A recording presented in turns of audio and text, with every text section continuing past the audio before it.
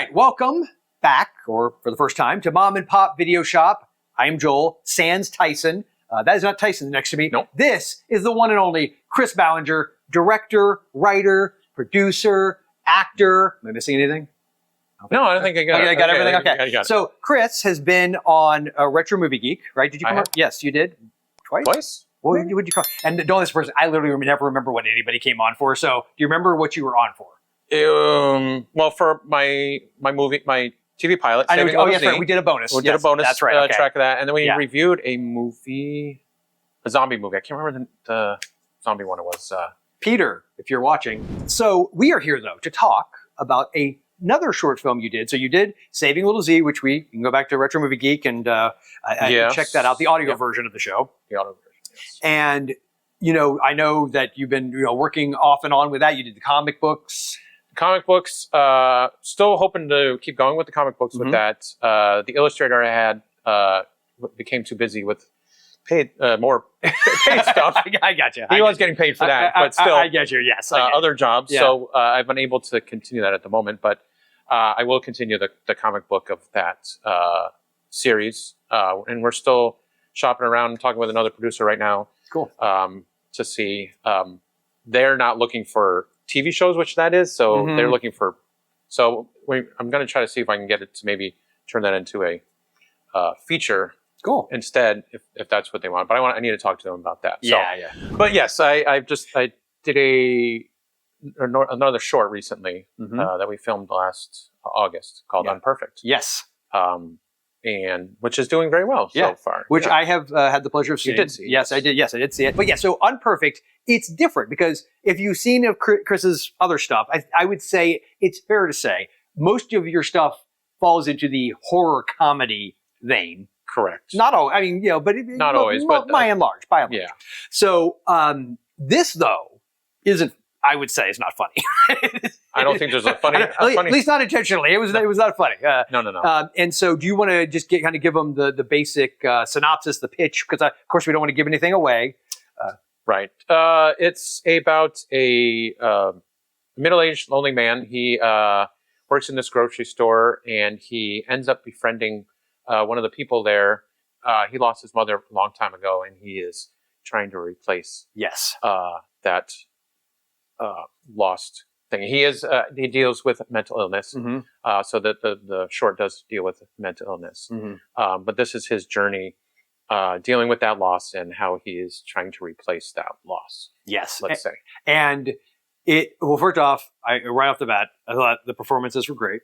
I thought the look and the direction and everything was really good. I mean, I would say, and I think at this point, at least all your stuff that's available online, I've seen everything you've done. So you could see like the progression of like how your strengths as a filmmaker have been growing. Like it really was strong work is what I'm trying to say. And I thought that again, that where it goes and how things are revealed. It's funny how you like try to talk around stuff. Without telling you, giving it away. Yeah, exactly. Yeah.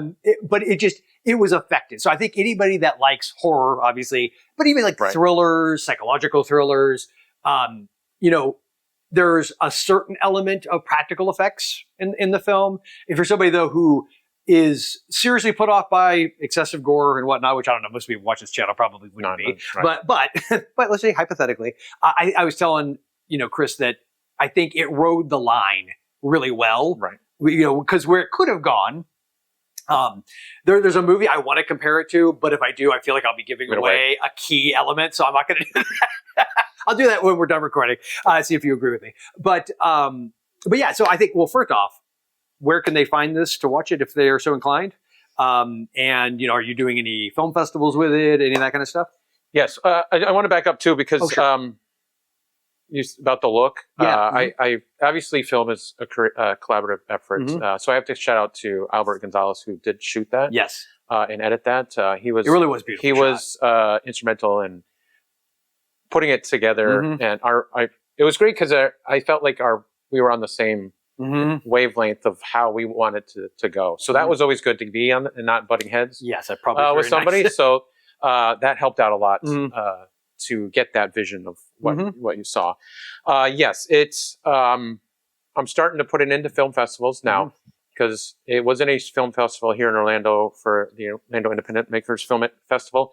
That's 9 minutes or less. So I had to wait for we re-edited it for the longer version. Okay. Which is the one you did. That's the one I saw? The one you saw. Okay. So now that I have that, I'm starting to put it, so it's going to do a festival run, that I'm handpicking, not just throwing darts at a wall. Sure. I like to handpick the festivals that it goes into. Yeah. I do have it on YouTube, but I'm slowly it's not open to everybody to see, but I can, if people ask, I can send it, such as yourself that ask to see it. Yeah. I will send it out there. And then I'm hoping to do, I haven't figured out yet, which is funny you're asking, because I was driving over here and I was trying to figure out, should I do an online YouTube release? I've done that before with stuff, just so it's out there for everybody to see. So how does that affect your film festival? Like, do film festivals, are they picky? I mean, I imagine some are pickier than others as far as like, oh, it's never been seen. Yeah, versus... some of them are more like that. They're like, well, you can't have it online, or it can't be seen. So I try to hold it back for a little bit to make sure before I hit every festival that I want to hit with it. Sure. But I'm more than happy to send it to people that ask me. Okay.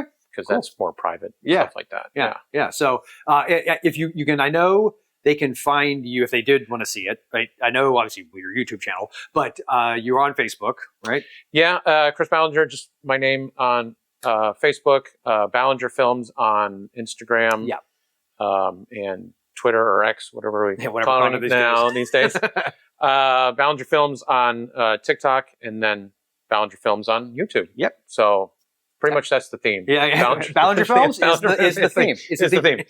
So, and I will have links to everything. In the description below the video. So, but yeah, you should definitely check it out. It is a very cool short film. Obviously, if you happen to be in the neighborhood of whatever film festival it's at, then by all means, go there and support it. That'd be cool. I just put in the Sunscreen Film Festival in St. Pete. So very cool. We'll see if it gets. Are you going to try to? I will be attending that film festival. So, awesome! When is that? It's the end of April. Last week in April. It draws a good crowd of Hollywood and that's people cool. from. I have to tell Tyson about that. Maybe we can make a journey down there. Yeah. St. Pete's my hometown. So. Yeah, it's a great film festival. Cool. It's almost 20 years in the running. So that's cool. Very cool. Yeah. Are you aiming for like any like Florida Film Festival or any of those? Yes, I'm going to do the Florida route. And then a few reputable ones that are throughout the country. Cool. Coming up. Sweet, man. That's awesome. But it costs money, so. Yeah, it does. Yes. That's one thing I think a lot of people who don't do the filmmaking thing don't realize every entry into a film festival, and whether you get accepted or not. It's not like you're paying and it's like, oh, you're in. Yeah, that's right. All right. Well, any other things about Unperfect? What do you have anything else you're working on in the meantime that you I have possibly two that I'm working on. I'm working on another short called Black Forest. It's my version of Red Riding Hood, crossed over with Viking mythology. So my version of that. That's cool. So we're hoping to shoot that this year. And then I'm kind of dipping my toe into documentary filmmaking. I'm looking at shooting a documentary about hydroponic farming and how it's changing the world with the way climate change has changed the way we do farming, and our soils have been depleted. So I'm in contact with a hydroponic farm down in Lake Worth, and they're very interested in that's cool. Coming down and shooting something with that. It's called Beyond the Dirt, that the documentary. Hopefully, so we're definitely looking and shooting that. I was just putting a pitch deck together for them so they can see what we're talking about. So those are the two things happening. And then another partner, another female filmmaker in Orlando. She's also a writer. We've been hired to write a book. It's a book series into a series. So a book to screen. So hopefully start writing that starting at the end of That's very cool. End of the year. That's awesome. We're looking to start that. Very cool. Keep them busy. Yeah, man. Got a few irons in the fire. Yeah, got to find whatever cliches we can come up with. All right, irons in the fire. Yeah, that's right. That's all I got. Yeah. But it's funny because it's always like I got those things still going. It's everything going in the past. It's still in the works. It hasn't caught up with where you are today. Yeah, and then there's stuff you got to keep moving forward, even though everything's in the background still, because people don't see that. There's like all that stuff still cooking in the background while you're still moving forward in the next project. So. Yes, yeah. But yeah, definitely check out Unperfect. Check out Chris's stuff. He's got on his YouTube channel, there are multiple short films that you can check out. Yep, including Saving Little Z, which is definitely worth checking out for you horror comedy fans out there. I know we exist. Yes. There is a group out there, right? Yeah, there is. There is. Please I'm one of them, so I can please tell me, because I'm writing. I have another one that I'm hoping to shoot as a feature, not this year, but maybe next year or the year after, called Misfit Monsters. It's a horror comedy. So please, if there's horror comedy fans out there, please tell me, because that's what I love to write. Yeah, it's fun. Yeah, for sure. So definitely check that out. And remember, at Mom and Pop's, our love of old TVs. Okay, actually, I love that. I do. That's what I'm saying. Yeah. Console TVs. That I was forced to get up and change. The human clicker. I was the human clicker, yes. We were just reminiscing about that. Yes, we were. That's actually perfect. Yeah, usually people pick movies and stuff. I didn't think about that. That's actually brilliant. No, it's stuck in my mind. I'm like, that's great. Sitting in front of that. It's almost like Poltergeist. Sitting in front of yes. They're here. Yeah. Never stops.